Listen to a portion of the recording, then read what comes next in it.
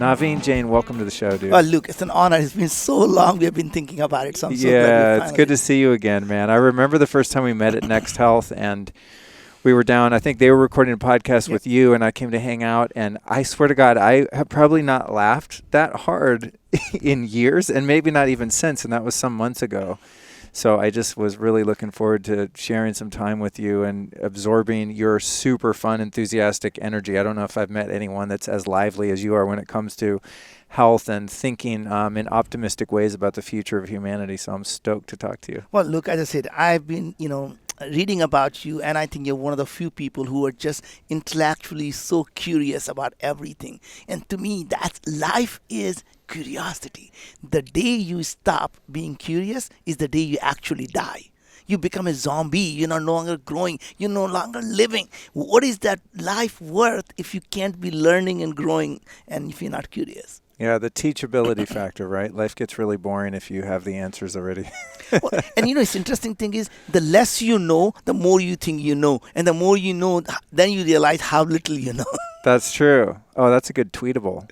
So, I'm tempted, of course, to talk about the gut biome and your company Viome and what you're doing with your research there. But you're such a global thinker that it's almost, while I'm tempted to go there and kind of, niche down, so to speak, but I love the way that you think about big ideas.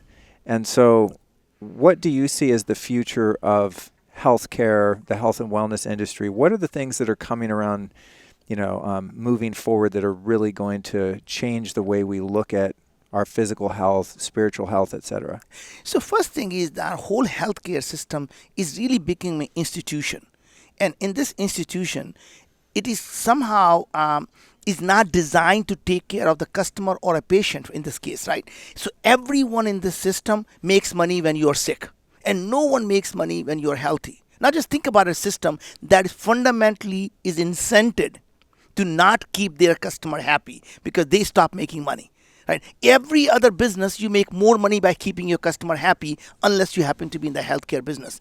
And now they have figured out that as more and more people are just not having infectious diseases or that's easy to cure infectious diseases, now this chronic diseases is something they figured out can actually be a subscription business. Think about that for a second. When they see a chronic disease, they see a person with a lifetime subscriber. So all they do want to do is basically suppress the symptom of the disease rather than understand what is causing the disease and eliminate the root cause. Because by suppressing the symptom, you have to rely on them for the rest of your life. And they count that, they basically think of it as a nice subscriber now, right? The only person who's not happy with that situation is the patient themselves, the person who is sick. So to me, the biggest change I think in the healthcare is going to be the consumerization of healthcare. Almost every industry is now going towards where the person is directly taking control of their own destiny. So in healthcare, the individuals are going to become the CEO of their own health. They're going to start to learn more about their body than their doctors will ever know.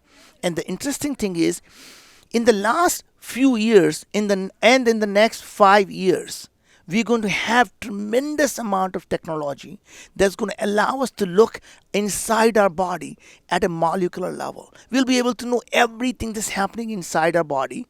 And we'll be able to use the artificial intelligence to actually find out what is wrong and how to fix it.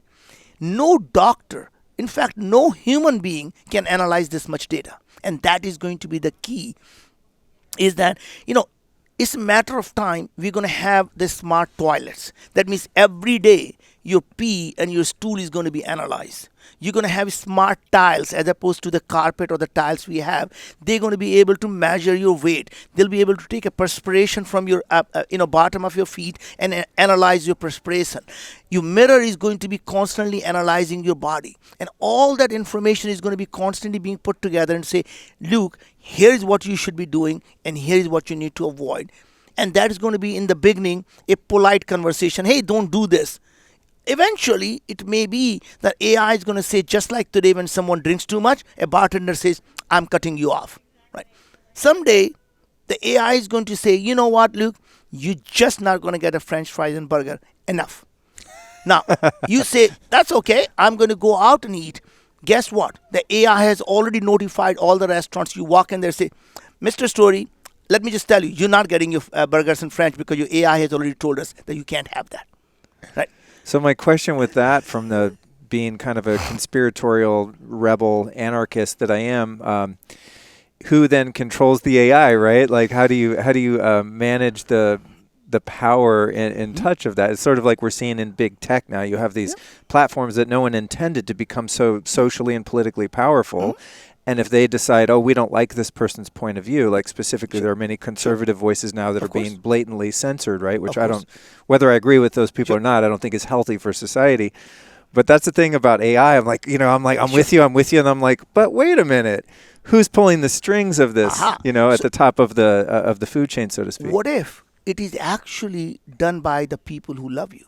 So you define the 5 people that care about you, and they decide if this is what is good for Luke, is that what we should be doing or not? So in some sense, it is going to be in the control of the people who actually care about you. Right? So I think there are a lot of ways to protect ourselves, but I was just simply saying that these are the possibilities that will happen someday. Is that, not doing that, that's all external that I talked about. One day we're going to have a nanobots inside our body. And these nanobots are going to constantly analyze our body right from inside. It's going to be constantly repairing the damages being done. Would we still need the hemoglobin and the something to carry the oxygen? Maybe temporarily. But what if you have a nanobots that also have the oxygen molecules in them? Even if your heart stopped working, these nanobots are going to get into action and start providing the oxygen, so your brain is totally fine, and it alerts you and say, you know what, Luke, looks to me your heart stopped working. I'm going to call the doctor, have him print out a new heart for you, and it's going to be ready in an hour. So if you want to go take a shower, that's totally fine, and I'll have a new heart ready for you when you show up there. Right. Now, that is, so idea would be that we're going to have our own stem cells constantly repairing your body. And some organs that may be beyond repair, we'll be able to 3D print those organs and essentially bring them back into the body. One day, you have to start thinking about what is it that we replace when we stop being who we are as an individual, right? So today we replace our knees, and people say, "Oh, that's still okay. That's still Luke." Well, Luke breaks his shoulder, and says, "That's okay. We got a new shoulder for him." You stop, heart stops working. You got an artificial heart, and that's still totally fine. Well, he got an artificial kidney now. Well, he got an artificial lung now. At what point of time you stop being you? And most people will say, well, as long as his memories and experiences are really what makes him who he is, and as long as they are intact, he's still the same person. Now, those memories and experiences are simply a human concept, right? So we really are creating these things based on what we see and what we believe we see. We all heard this phrase called, I will believe it when I see it. What does it really mean? What you see is really real, or it is your perception of the reality that you're seeing, right? So, for example, the human eye only sees a small bandwidth. Bat can see maybe more. Now, is that not a reality? Our auditory cortex, we only hear a very small wavelength of sound. Dogs can hear different things. Is that not a reality? Now, imagine if you can amplify or enhance our auditory cortex, our sensors. Those sensors are outside our brain. They're simply sending signal to the brain. And if we can enhance them to hear something that we have not heard, is that not a reality? So today, if I were to tell you that I'm an enhanced person, and I say, hey, Luke, do you hear this Taylor Swift song playing here? And you're going to look at me and say, this guy is really crazy. There is nothing playing here, right? So when people see things, maybe call them ghosts, or people hear things that we don't hear, are they simply the super enhanced humans? Or they're simply crazy? I like where you're going with this. So recently, and I'm thinking, the podcast I'm about to release on this will have come out before this conversation, but for the first time ever, I went recently to Costa Rica, and I did 4 ayahuasca ceremonies, 4 nights in a row. Beautiful experience. And it's, of course, we could have a 10-hour podcast just describing it, but in essence, I felt that what that particular plant did was sort of diminish the veil that prevents my consciousness from experiencing the whole of these dimensions that are around us, right? So right now I can touch, feel, see, hear, taste, smell, right? And so it expanded that where I could hear things in a different way, see things in a different way, and also have an awareness of this super consciousness or this God consciousness that exists in these other dimensions. And then it sort of subsides and goes away after a few hours, and you're back to quote unquote normal, right? Which is this sensory limitation that we have in our physical body. And so I'm wondering what your perspective is on the future of building these awarenesses or super consciousness or super abilities through plant medicines or psychedelics. Do you see that as a viable area of research or development in this field where you're talking about? But let's not focus on how. Let's continue focus on what is possible. Okay. There is no doubt in my mind you will be able to enhance the sensory experience. Whether it can be a additional device that you essentially interfaces with your brain wirelessly or through some way that essentially gets your brain to hear things that could have come from your ear, or for you to be able to see things that would have come through your eyes. The interesting thing about the human brain is it doesn't know where the signal is coming from. It just sees the electrical signal, right? So now imagine we in a virtual reality is really amazing. If many of the people don't realize this virtual reality, there is a game called Ledge. You step about 1.5 step up on a platform. You put this headset on, and now it goes up about 40 story, and it looks like the elevator is breaking. And you need to get off the elevator, and you look down. There is 40 story down. All you have to do is take a step off. Everyone takes a step off, trying to feel the earth and can't feel it. They scream to death. Even though you know you just took a step and a half, your brain is saying, no, no, no, no, no. That may have been 5 minutes ago. I am looking down. That's a 40 story down. You're not taking that step. You're dying. And people cannot take that step because your human brain cannot fathom the fact what it is seeing is not happening, right? So my point is the brain can be fooled very easily to believe in what is not real, right? What if now we can enhance the sensors? What if you're sitting here, your sensor is somewhere in Tennessee? It sees that. Your somatosensory thing that you thinks you're touching, your brain is actually seeing and feeling them. You can hear the sound. How does the brain know that you're actually not there? It doesn't know that you're not there because every perception of the brain says, I am touching it, I'm meeting people, I'm shaking hands, I can feel it, I can hear it, I can see everything. What is not real about that? Now that's one part. But now imagine, instead of 5G, you have this 6G and 7G, extremely fast network.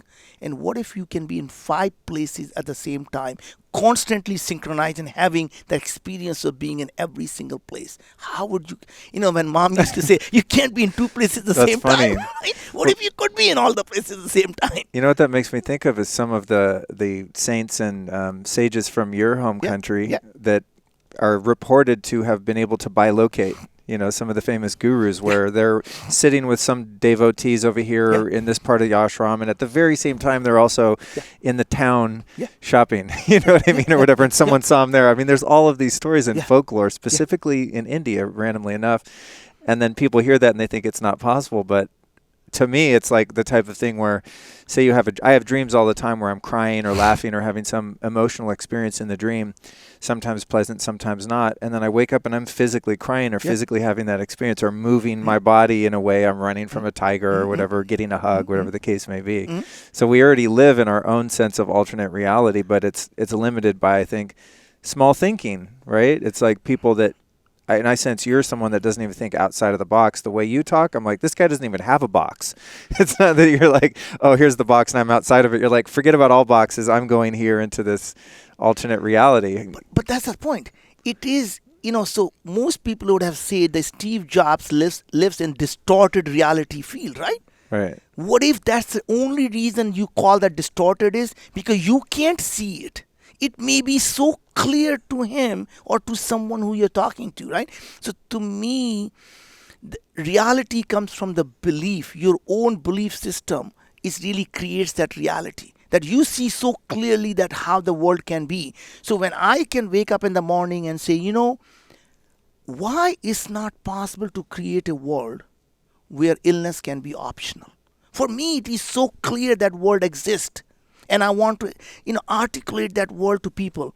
And people look at me, it's like, this guy has really lost it. Maybe he's getting too old. He just totally lost it, right?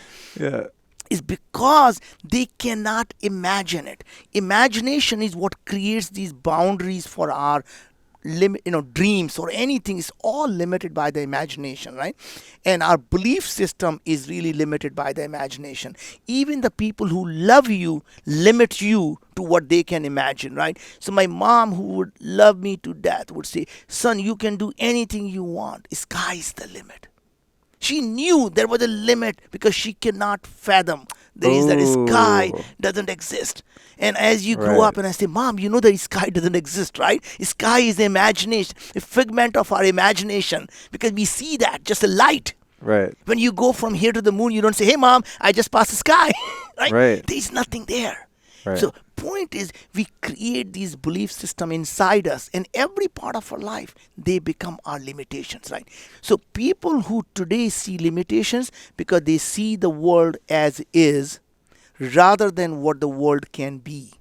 And if you want to move the society forward, you got to focus on what the world can be, not what the world is. This is why all of the infighting that goes on socially and, on social media and through all of the different health experts and people essentially, of course, in politics have a very hard time getting outside of that paradigm of this versus that, right versus wrong. I guess it's that duality of thinking that we get caught up in. And also, another thing, the reason we fight is because we have this idea of scarcity. We believe in this finiteness of the world, that things are finite, they're scarce. Because when something becomes abundant, it loses value. That means it becomes democratized, it becomes demonetized, right? And a lot of times I hear people say, no, humans are way too greedy. It doesn't matter how much we have, we will want more and we'll hoard it and we won't let someone else have it, right? And until you remind them that, hey, isn't it possible for 75,000 people to sit in a sport arena and enjoy the game without fighting over oxygen or air? I've never seen a person sitting and say, slap the person next to them and say, hey, you're breathing my air. That's my air I paid for. You can't breathe that. Everyone enjoys it because we inherently believe the air is abundant. We inherently believe that oxygen is abundant. So it's democratized. It's demonetized. Think about if we thought about that as crude oil. That's exactly my point. That's exactly my point. If you look at all the carnage that has ensued, all of the death and suffering that's ensued over that particular resource of fuel. But that's not it. I mean, that's actually too limiting. What if you say energy can be the next air? Energy can come from multiple things. It could come from crude oil. It can come from solar. It can come from wind. It can come from fusion. Or it can come from things we haven't even imagined yet. Right. But you got to think about energy is what can be next air. What if the food can be next air? And people get really huffy and puffy and say, how can food be abundant? Right? It's because what you think of as a food. Right? It is the matter of. And that brings me to the point about asking the right set of questions. So if you want to solve a big problem, you have to rethink of what the problem is. If you can't rethink the problem is, you're going to constantly struggle about solving the wrong problem staying in the same way of thinking. So I can give you a couple of examples. I mean, let's take something really audacious. How do we create a infrastructure for humanity to live on the moon or the Mars? People say that's just crazy. Humans are not designed to live on the moon or Mars. It is impossible. And the minute someone says it's impossible, it becomes impossible for them and no one else. Right? Now, if you were, instead of just change that question to say, what technologies need to be developed for us to live on the moon? What needs to happen for humans to live on the moon? Just changing the question. Now you say, oh, okay. The humans cannot live because there is too much radiation. Now, what needs to be done for us to be radiation proof? And suddenly you realize that even last week there was an amazing story that they find these bacteria growing and thriving outside the space station in pure nothing but radiation. Right? Really? Yeah.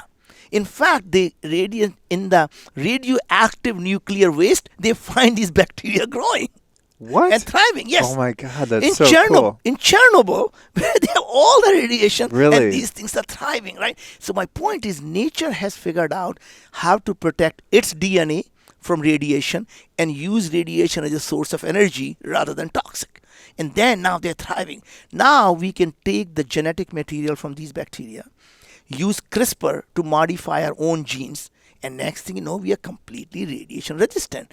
Sure, the CRISPR is not quite 100% ready today, will be ready in 3 years, 5 years. Point is, that Wow. is already happening. Right. So next thing people will say, oh, that's fine now, but how are you going to grow the food on the moon? And that's another bad question to ask. The question you should be asking is, why do we eat food? Because once you ask that, if you say, how are you going to grow the food, then you're in the same system trying to figure out how to grow the food. But if you ask the question, why do we eat food, now you're solving a very different set of problem. And the answer would be because we need energy and we need nutritions. We need nutrients and we need energy. Well, what if you can get the energy like plants get from photosynthesis? Can we get a chlorophyll that get the photosynthesis? Can we use same thing bacteria does for radiation? Now, nutrition part is interesting. What type of nutrients might be needed? Well, someone says, well, you need hydrogen, you need oxygen, you need nitrogen. Okay? Well, we have plenty of water on the moon. That means we can already put them into ingredients, hydrogen and oxygen, H2O. Now, nitrogen part is interesting. We don't know that yet, do we? Right? Maybe now we need to simply figure out, can we find the nitrogen on the moon, or can we take enough nitrogen from Earth to the moon? And now living on the moon is simply about how do we get nitrogen to the moon. Right? That problem is a very solvable problem. So something that Because you're asking the right question. right, something that looked impossible suddenly starts to look like, oh, of course I can do that.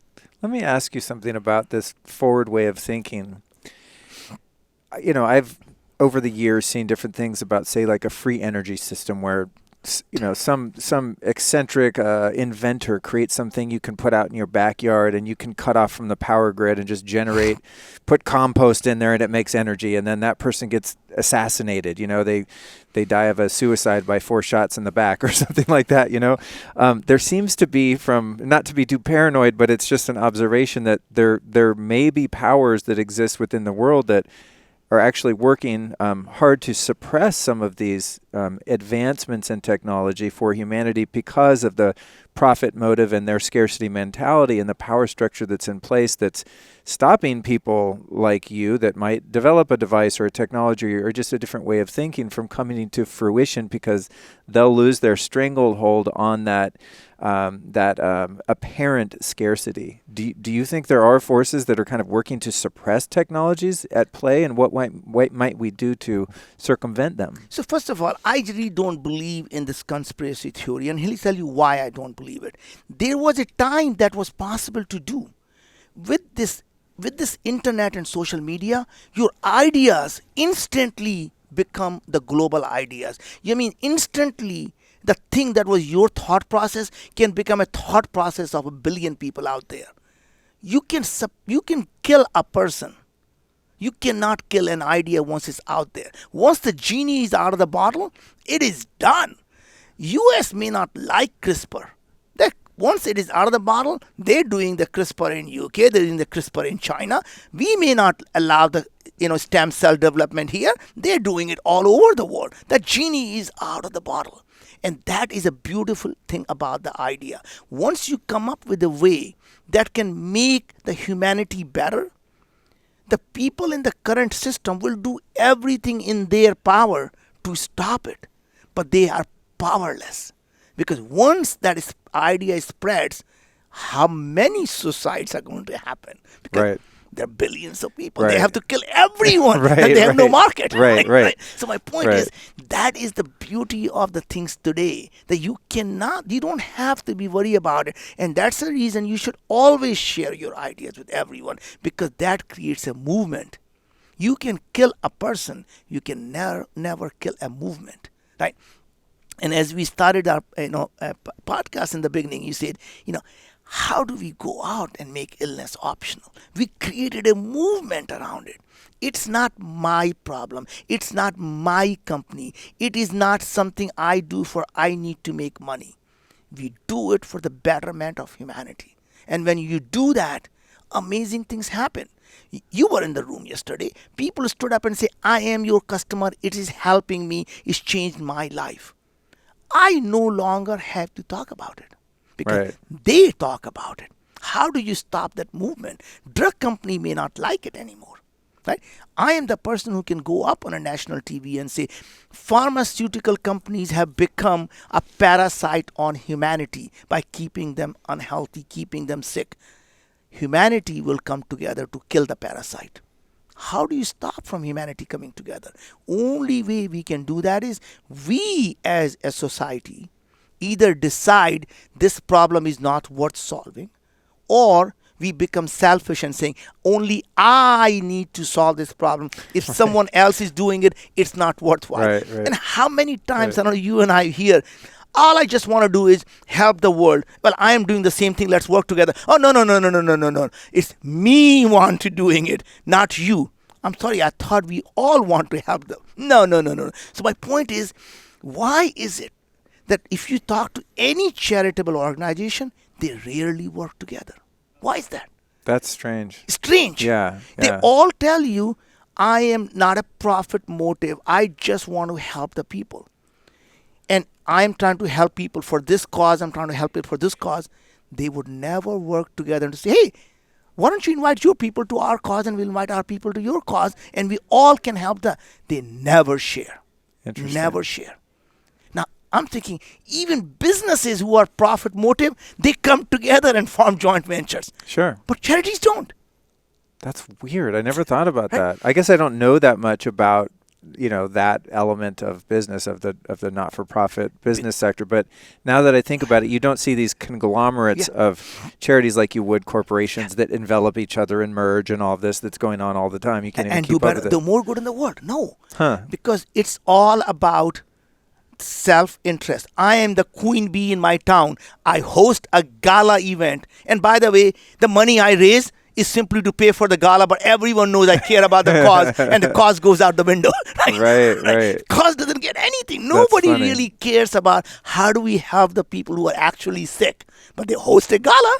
Well, this is what's interesting to me about, and I love, God bless people that are doing charitable work, of course, but sometimes I'll be in a gas station. They say, oh, do you want to make a donation for the breast cancer awareness thing? And I think, well, I'm a good person. I do. But then again, I don't, because I believe that cancer is preventable, curable. It's not even a real thing. And that's easy for me to say, someone that's not had cancer, or, had a good friend or loved one die of cancer per se. But it's like we're going after why put $1 in this thing instead of making a podcast that teaches people how to live a life where you never get cancer, But it's interesting that it's kind of like the pharmaceutical industry in the sense that we're treating symptoms instead of like going, hey, let's ignore this whole thing over here. And what if there was a world where we didn't need a society to have No. cancer awareness because we're just not getting it anymore? It's a thing of the past. That's a new way of thinking, which is says, let's understand what causes cancer. Let's prevent cancer, not simply let's give the money to cure the cancer. It is going to keep happening, right? It is understanding the root causes. So it reminds me of a story of a Buddhist monk, right? He was sitting on the bottom of the Ganges River and he started to see this body coming down. And he's trying to pick up the body one by one and trying to revive those bodies. And there was another gentleman walks by and looks at it and just keeps walking. And the Buddhist monk screams and says, don't you have any compassion or empathy? I am drowning here trying to save these people here. Can't you come and help me? And he says, I'm going up the stream to figure out why these bodies are coming down. Oh, nice. Right? Because Right. I'm trying, point is that is until you do that. And by the way, that happens everywhere. We just don't realize it. There was a wonderful woman I met, and she said, I care so much about orphanage, and I'm now have 30 people orphanage. I want to expand it to 50 people orphanage. And I said, you are down the stream catching the bodies. You got to go upstream and find out why these kids are coming into the orphanage to begin with. And unless you solve that, it doesn't matter how many things you do, you're simply just going to get drowned because there are more and more people coming in until you fix the symptom, right? And that's the reason when I started this company, I'm not, so I started, as you and I were talking about it, we started Viome, right? Which is, one interesting thing, Luke, you're going to appreciate. Indians cannot pronounce the word we. Yeah. Yeah. So I'll say it for you. Viome. So how do you spell that? Yeah. V-I-O. Is it two M's? M-M-E? One M. V-I-O-M-E. Viome. It's like biome, like gut biome, but Viome. Yeah. But V as a V, right? Yeah. So it's very interesting. So I started this company with a single purpose, that what if illness can be optional? And the idea was, why do we have these chronic diseases? These things are really not diseases. We give them the names. We take the set of symptoms, and we start giving them the names. Right. And doesn't that give them more power? Of course it does. Right. Now you have a name. That means you have insurance code. Now you have a pill. You give me the ill, I'll give you the pill, right? And that's literally what we do. I need to know the name of the sickness before I can give you the pill for that, right? And that's literally what they keep doing, right? And instead of understanding, so people say, oh, there is Alzheimer, there is Parkinson, there is depression, there is anxiety, there is PTSD, there is OCD, and that, by the way, there is obesity, and there is diabetes, and there is heart disease, and my God, there is autoimmune diseases, and oh my God, there is cancer. Without understanding, all of these chronic diseases are simply the symptom of one thing, which is low-grade chronic inflammation. Chronic inflammation causes chronic diseases, and the chronic inflammation comes when your gut is actually out of balance, right? So this is something I want to spend just a little bit of time to understand, because I did not know any of the stuff I'm going to talk about until 3 years ago. And I am one of those information junkie. I read 10,000 scientific papers. And it's starting to learn, why do people have these diseases? And it turns out that we as humans really are 1% of our genes that are expressed in our body comes from our mom and dad. Our DNA only produces about 22,000 genes is what's expressed in our body. Our microbiome in our gut, 40 trillion of them, produce 2 million to 20 million genes. That means we are at best 1% human. Even that 1% is being controlled by the things that are released by the microbiome based on the food we eat. So this whole idea used to be that somehow we are what we eat. It turns out we are what we digest, right? You can eat a food, and if your organisms in your gut is turning that into nutrients, you stay healthy. And if you're turning them into toxin, you get sick, right? So what is healthy for you? So interesting thing is, there is no such thing as universal healthy food. A food that is superfood for you can be a kryptonite for someone else. Everyone thinks that spinach is healthy food. Spinach is healthy for some people. The spinach has a lot of oxalic acid. And if you don't have the gut microbiome that's producing the chemicals and the enzymes to detoxify oxalic acid, is going to end up as kidney stone, or is going to end up as causing inflammation. Thank you. God, it's so nice to hear that. I wish no, my girlfriend loves to eat raw kale. I'm telling you, I'm like, it doesn't bother her if I eat raw kale. The what's it? Oxalic acid? It wrecks my stomach. Now, interesting thing is, same thing. Guys work out and they eat all this protein and say, I'm just eating healthy food, I'm eating all this protein. It turns out when you eat the protein, it doesn't get digested enough of it, then it goes to your gut, and these organisms ferment this protein, and they start to release ammonia and sulfide, and that causes massive amount of inflammation, right? You don't see these rashes, suddenly you start to have anxiety. You start to get a whole bunch of other symptoms, and you say, my God, I'm eating healthy, what's wrong? The answer is, you're not eating healthy. You're eating what you believed was healthy because you're treating your body like a black box. So we say, all these technologies are now there at our disposal. And I was looking around to find out, how can we actually look inside your body and figure out what these microbes are doing?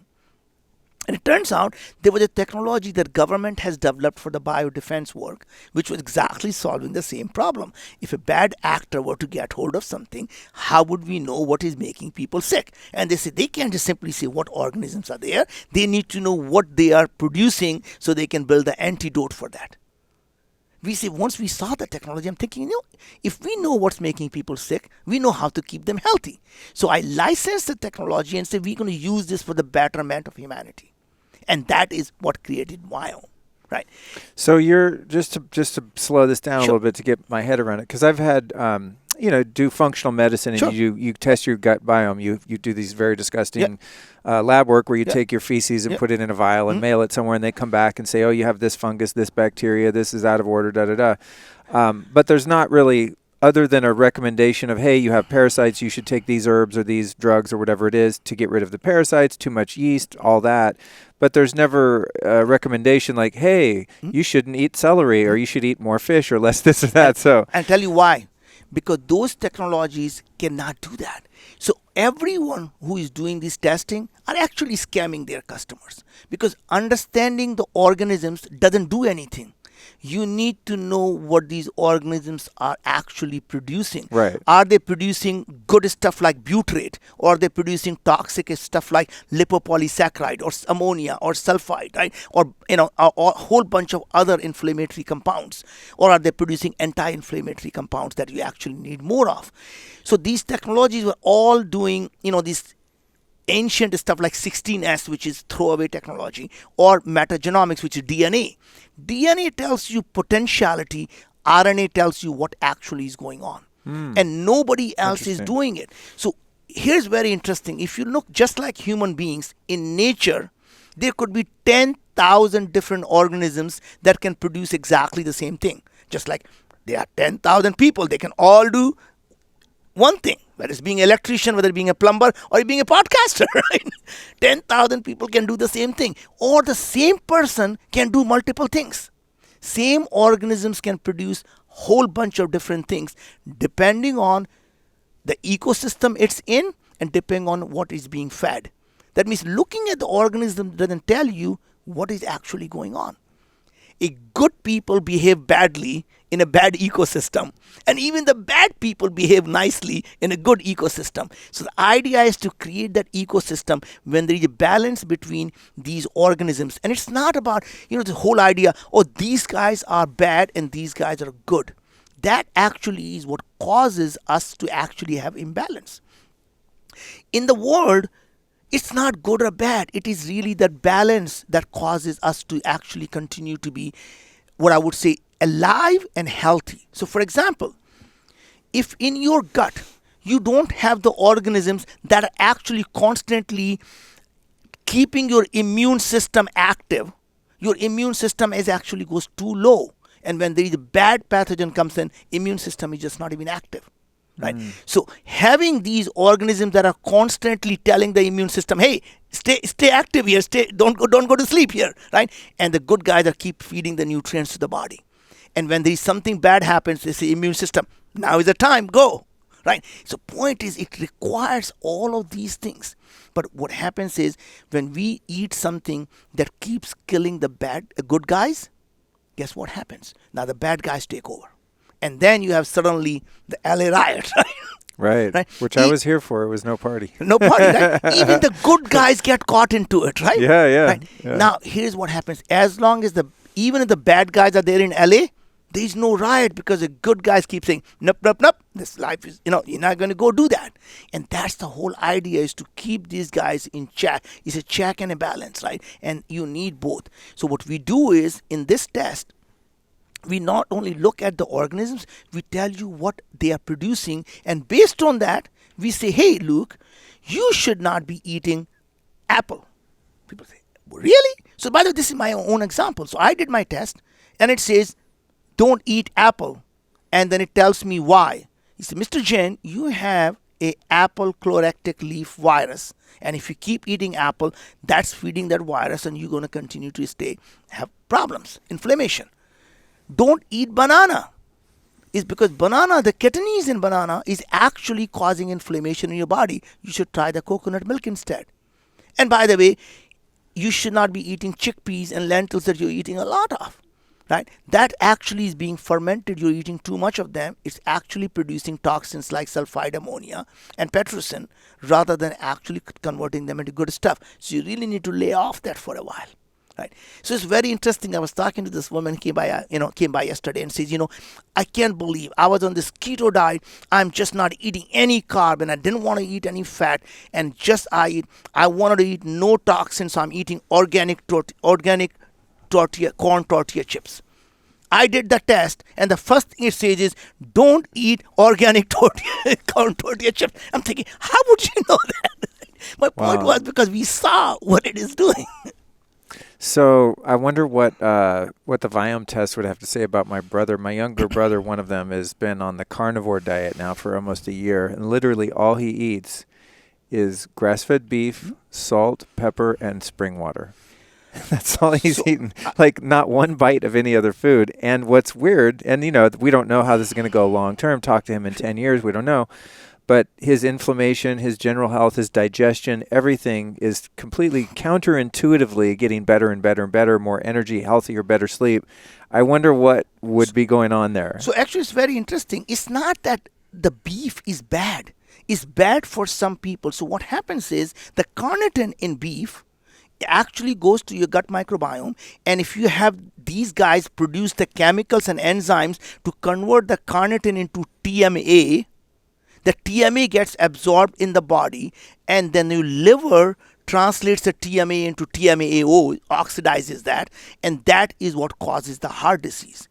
If you're not producing enzyme that produces TMA, then you can eat all the beef you want. It's not going to cause grief to you in terms of heart disease, right? So the interesting thing is now, the things that may be working well for him, 4 or 5 months from now, that is going to start causing grief, because now you're only growing the organisms that rely and can digest that food, and everything else start to die.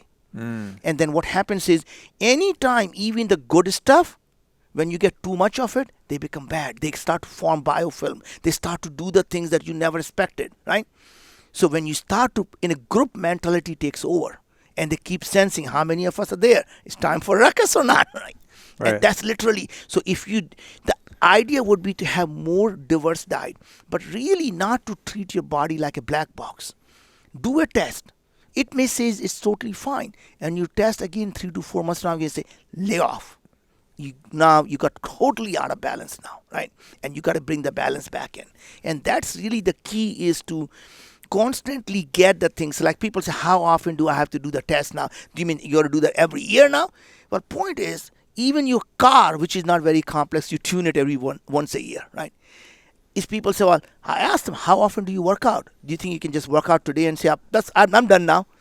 Well, how often do you work out? A couple of times a week. At least a couple of times a year, you got to tune, you understand what's happening inside your body and retune it, because otherwise you're simply treating it like a black box. Well, it makes a lot of sense to me, because I've done a considerable amount of gut testing, and then, like I said, I'll do cleanses and try and optimize my diet, and ultimately I've never been able to really fix my digestion. And it's because you never ever actually got the actionable thing. These guys who you're doing a test, actually, in my opinion, really are the parasite of humanity. They're scamming people using the technology that's complete useless, right? Here we are. This technology we got would have cost thousands of dollars to do the test. We worked hard, completely automated everything. And when we launched, we were able to do it. Our cost was $400, and we actually sold that for $395. We worked hard over the last 1 year. We brought our cost down to $200. We sell that for $199. Wow. Right? And my hope is in the next 6 to 9 months, we're going to bring it down to $100, right? And we're going to sell that for $99. Why do we do that?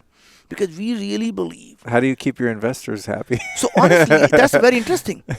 We have, we raise we lose about $20 to $25 million every year. And we have raised $45 million because people who believe in us, they know we are on the right path of solving this problem. Right. If we don't solve this problem, not only we will stay sick, we're going to watch our children and grandchildren suffer. That problem is worth solving. Our whole belief is We take all this data we get from every person what's making sick, and we use the artificial intelligence to understand why these people have depression, why do the people who have anxiety, what is being produced by these organisms that's causing the grief, and then we change their food, and that changes their ecosystem, and people tell us, oh my god, all these symptoms that I used to have are gone. We understand what changed, and that to me is really the key. Is by doing that, the more people who join us, they become part of the movement that makes us better, and it makes everyone before and everyone after us better. So if we can come, million of us can come together, it fundamentally will change how we live as a society. That's cool. We can create a world where illness actually will be a matter of choice, not a matter of bad luck. Now, that problem is worth solving. And that problem, if we solve and stay focused, will be a great business. And you and I have talked about in the past, doing good and doing well are not mutually exclusive. If you stay focused on helping 1 billion people, you can create a $100 billion company. You just have to focus here, not focus on making money. The reason people who focus on making money always fail is because making money is like having an orgasm. If you focus on it, you're never going to get it. You just have to enjoy the process. You stay focused on the goal of making, helping 1 billion people. And if they are going to be a happy customer, you can create a business out of it. That's great. I was explaining someone that today with the process of sort of haphazardly scaling a business like I do, where I produce independent media podcasts, public speaking events, and things like that. And they were asking, well, how is it? And I said, well, it's interesting now. I feel like I'm kind of successful because it started to make money. Yeah. There's passive income involved because you have affiliate relationships and advertisers and stuff like that. And I thought, I definitely didn't get into it for the money. I got into it because I love talking to people like Naveen Jain. I would do this for free all day long, every day. I love meeting brilliant people and then sharing that information to help alleviate suffering in the world by, turning people onto teachings and technologies and things like that. But I said, wow, it's an added bonus that it makes money. It's like, this is fun. It's like, whoa, cool, I'm getting paid for this. Okay, that's fine. But it was never, ever the intent of it, even though I like making money, But look, that is the people like you are the ones who actually solve the problems because you start focusing on the right goal. I am not in the business of podcast to make money. I'm in the podcast business because I want to educate people. I want to meet the interesting people. I want to grow myself intellectually, and I want to share that with the people who will never get to meet these people. Right? Well articulated, my vision. Thank you. And that to me, once you do that, suddenly you can find the business will come, the money will come because you're staying focused to your core mission. The minute you start to say, I'm here to make money, you start to do the things that people will leave you because now you're bringing the people who are paying you to be on the podcast. That generates revenue, and your audience is going to say, all right, so I'm done with this Luke guy now, right? Because he's no longer cares about us. He cares about himself. And then people leave you. People stay with you because they know you are there for them, not for yourself. The reason people, use our service, they know I do this because of I care from the heart. You mentioned you do not have anybody ever suffer through the cancer loved ones. I lost my dad a few months ago from pancreatic cancer. And here I am looking at all the research, clearly holding the research in my hand that shows how pancreatic cancer is caused by the gut microbiome moving from the gut to pancreas. Shuts the immune system down, allows the cancer to grow. And this researcher was able to put the antimicrobial thing directly into pancreas in the mouse. It killed the microbes and the immune system killed the cancer. Whoa. I'm sitting the thing and telling a doc, all I'm asking you is to put this thing, antimicrobial, in my dad's pancreas. That is not, we cannot do that. That's not a protocol. We will not do that. And I'm saying that's going to save his life. I'm showing you the research. He said, it doesn't matter. We will not do that. And I saw him die. I told him, I said, Dad, look, I don't know if I can save you anymore. But what I can do is I'm going to work hard to save everyone who is suffering. Whether they're suffering from Alzheimer's or Parkinson's or depression or anxiety or obesity or diabetes or autoimmune diseases. And amazing things are happening. as we are learning, now we're doing the research trials to show people it's actually working. Now we have research trials for colorectal cancer, ovarian cancer, pancreatic cancer, insomnia, obesity, reduction of A1C diabetes, right? We are doing all these trials to show this actually is going to work. And someday, whether it's 2 years, 3 years, or 5 years from now, we're going to look back and saying a small group of people and dedicated people were able to do something that pharma companies never did. Wow. Last question I want to ask you is, do you happen to know anything about how light, be it toxic artificial light like we're under right now with these blue LEDs versus healthy sunlight or even red light therapy, how light affects the gut biome? Oh, of course. I mean, not only the gut microbiome has its own circadian rhythm. In fact, light is a tremendous, that is how we in the nature knew when it is the time to sleep, when it's time to eat, when it's time to do something. Now we have created this artificial thing like Las Vegas, right? You're all the time, you're the same. Your brain is fooled to understand it's a daylight. Your microbiome is fooled to understand it's a daylight. And everything circadian rhythm is out the window. In fact, the light also helps your skin produce vitamin D, right? So all the things we are doing is completely unnatural. That is not how we evolved to be human. So the more things we do in terms of living how we used to be in nature, that means we no longer, the reason we have so many chronic diseases in the urban areas, that we don't see them, by the way, in developing countries. We don't see them, people living on the farm. I've never had a farmer come and say, come in spring, my nose is running and I got these hay fever or allergies. Because their immune system is constantly being trained, because they have cows and the sheep and the plants, and all the immune system is trained for that. We move out to the cities. We wash our hands with Purell. We completely hygienic. We have these hyperallergic filters in the air, and come allergy, we go out and that you start to get a little bit of pollen, and we are all sneezing and coughing. For heaven's sake, it's a pollen. It's not going to kill you, right? But our immune system doesn't know that. It's never seen that before.